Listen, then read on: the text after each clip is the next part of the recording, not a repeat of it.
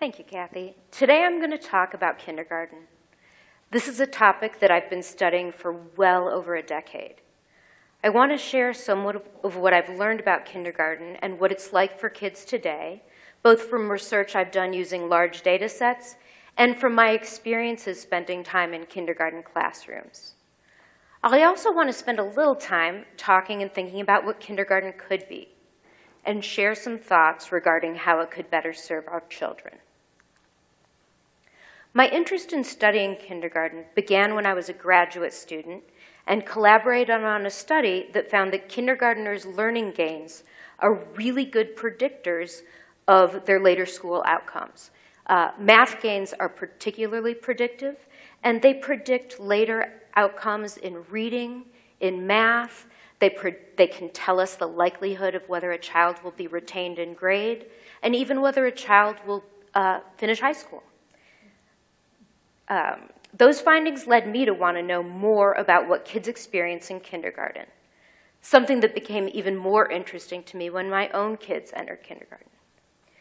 When it was originally conceived, kindergarten, which in German means garden of children, was envisioned as a context filled with music, games, pictures, and toys. Its intended focus was play, tons of outdoor activity, and an explicit exclusion of traditional academic subjects. I'm going to ask you to hold that notion of kindergarten in your minds while you look at the following headlines, and I share some background information about kindergarten in the United States with you. So a few facts about kindergarten. In 1950, less than half of all 5-year-olds in the US attended. A debate arose in the 1960s as kindergarten attendance grew around whether kindergarten should focus on social development or academic preparation. By the 1970s, middle and upper income families were calling for more reading instruction in kindergarten. I certainly recall vividly the phonics workbook that I used as a kindergartner myself. Loved it. I don't know what that says about me. From that time through today, kindergarten has become increasingly academic. For example, between 1999 and 2011, only 12 years, time in kindergarten across the nation shifted dramatically. We went from a little over half of kindergartners attending full-day programs to well over 80% of kindergartners in full day. Teachers across that same time period report spending substantially more time on academic subjects and less time on other activities. For example, you can see that in 1998, teachers reported spending about almost 20% of the school day on lunch. By 2010, they reported 7%. We see more time on math and literacy and less time on art, music, and physical activity. I found this evidence both intriguing and potentially concerning, and it made me want to know what it feels like to be in kindergarten today. So my colleagues and I figured out a way to spend some time there. For the last 4 years, I've been conducting observations in kindergarten classrooms in a large urban school district, and I want to share a little bit of what we've found with you.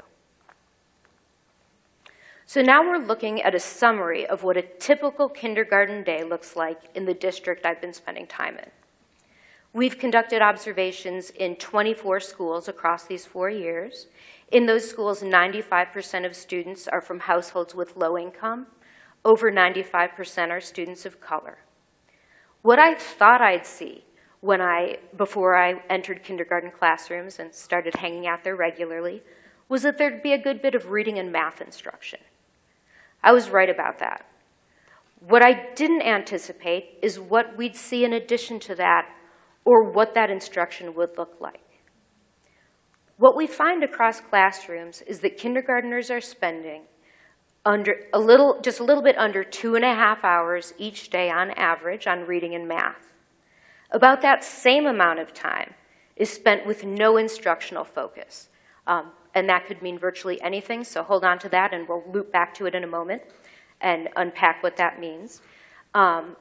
So that's 5 hours of a 6-hour school day, and that remaining hours is when everything else happens. That includes science, social studies, recess, gym, art, music, social emotional learning. And you can see from the pie chart that those topics in most classrooms get very, very little attention in the kindergarten classrooms we spent time in. So kindergartners spend about 2.5 hours a day learning reading and math. That could mean a whole bunch of different things in practice. I can imagine that looking 10 different ways that vary tremendously. And I want to give you a sense of what this time looks like during a typical observation that I do. So what I'm showing you is a breakdown of instructional grouping. And what we find is that kids are spending almost an hour and a half a day receiving whole class instruction. During that time, they're typically sitting at their assigned seats, listening to the teacher, and answering basic questions. They spend an additional 40 minutes on average of reading and math instructional time doing seat work. So they're working on worksheets, working in workbooks, sometimes writing in a notebook. They spend very little time working in small groups, and we observe almost no time where kids and teachers get to work directly together. So the majority of instructional time in the school district that we're observing in for kindergartners involves kids sitting and listening and working quietly. So what about that other big chunk of the day we saw where there's no instructional content? We didn't necessarily anticipate this, and we took detailed notes on what was happening whenever we weren't observing formal instruction. What we find is that kindergartners who we spend the day with typically spend over 90 minutes of the day on transitions. So that transition time, that hour and a half, involves getting started at the beginning of the day, finishing things up at the end of the day, transitioning in and out of the classroom for lunch and other activities, and transitioning between lessons.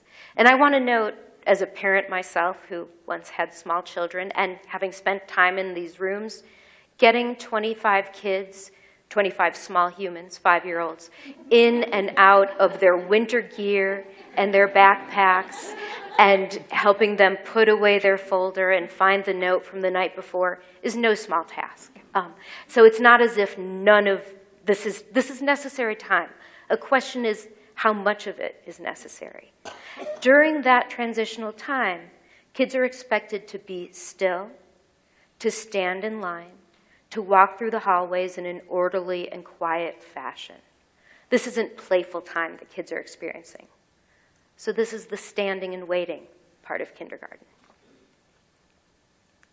So back to the question I started with. What is the purpose of kindergarten? We know that all 5-year-olds are ready to learn a vast array of content. And kids, all of us actually, are intellectually curious by nature. We like to learn. And kids need to play. This is true for all kids. I have a 10 and a 14-year-old in the audience tonight, who I'm sure are super psyched that I'm talking about them. And while play for my kids looks very different now than it did when they were kindergartners, it is still vital. Play is important, and learning is important. This is a central and ongoing debate with regard to early childhood in terms of kindergarten. Should kindergarten be about playing, or should it be about learning? We're in an unfortunate moment with regard to kindergarten where we have separate and very divided camps. We've got the play camp, we've got the learning camp. Play folks argue that that's all kindergarten should be about. At the same time, we know that young children are ready to learn challenging content. In my own work, I find that kindergartners learn more when they're taught more advanced concepts. And in observations, I see how exciting that can be for kindergartners. The debate that we've constructed is a false dichotomy. Rather than arguing about whether academic content has a place in early childhood classrooms, we should focus on creating fun, engaging, developmentally appropriate learning experiences for all kindergartners. We need to acknowledge the importance of embedding enriching language and numeracy experiences for all young children. This effort needs to start with policy that elevates physical activity and playful learning and supports teachers in bringing more of these activities into their classrooms. This will require effort, support, and some reimagining. And it's an attainable goal with the potential for a powerful payoff. Thank you.